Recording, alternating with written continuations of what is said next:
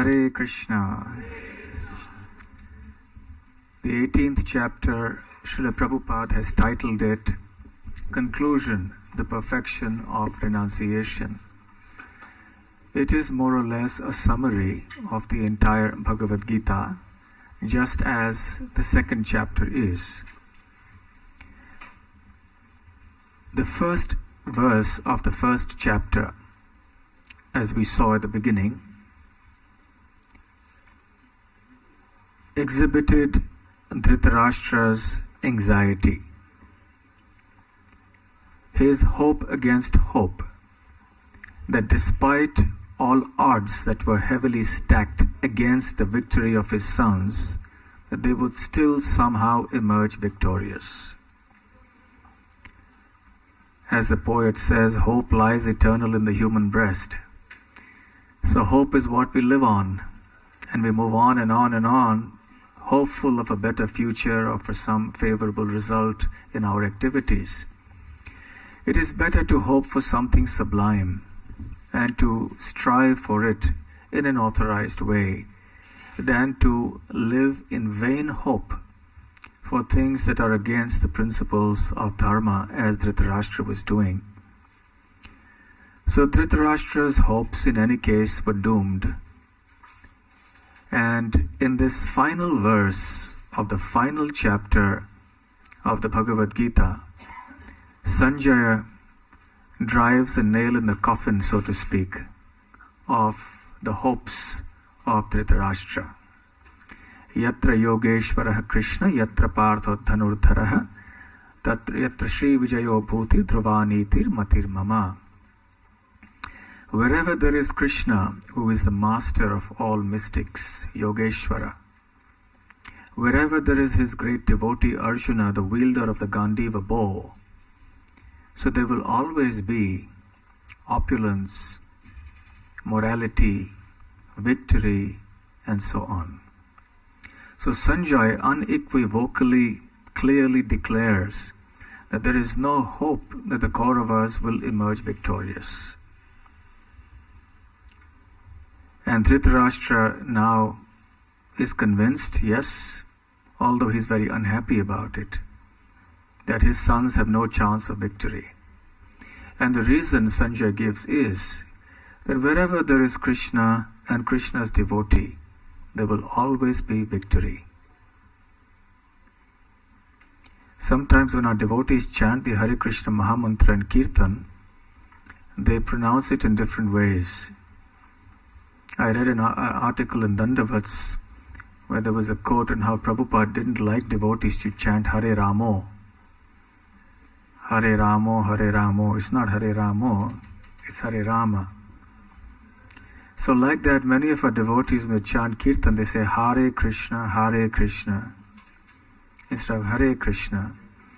And in Hindi, Hare means to lose, So there Krishna loses, Krishna is lost, Krishna is lost.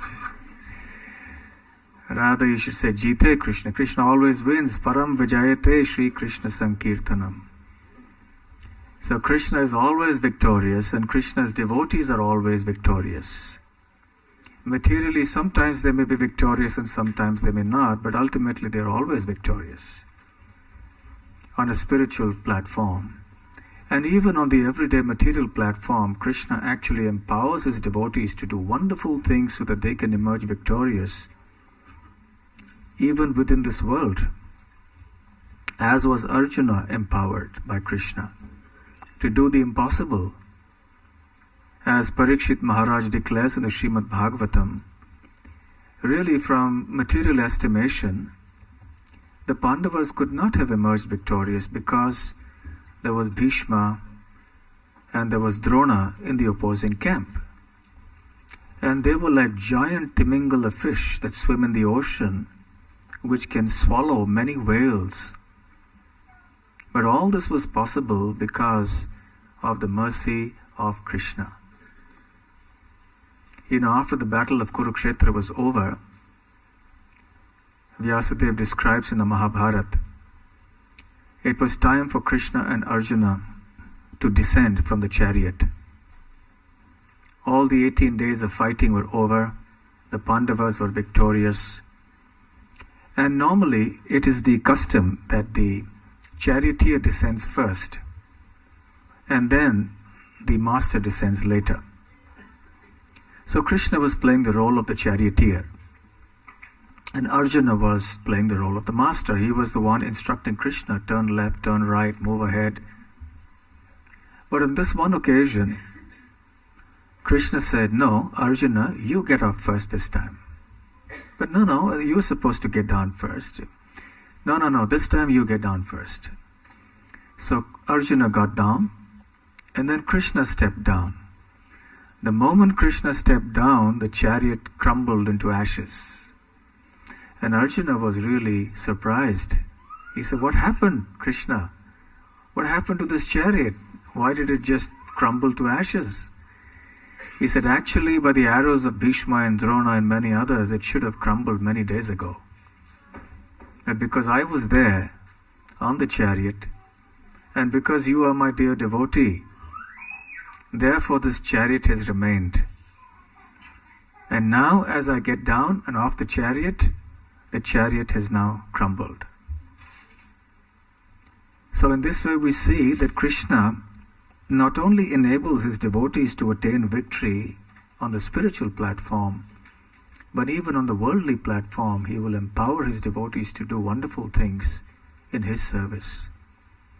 So we should be very confident and hopeful in the mercy and protection of Krishna, in the glory and sublime nature of the process of devotional service, and with full enthusiasm and eagerness and sincerity, we should continue our Krishna conscious activities in the association of devotees. There is much to be done for our own individual spiritual upliftment and also for the upliftment of the world at large. People in this world are suffering like anything, and the message of the Bhagavad Gita and the holy name of Lord Krishna is that healing, soothing balm that can solve all the problems in this world, the ultimate solution to all problems, Krishna consciousness.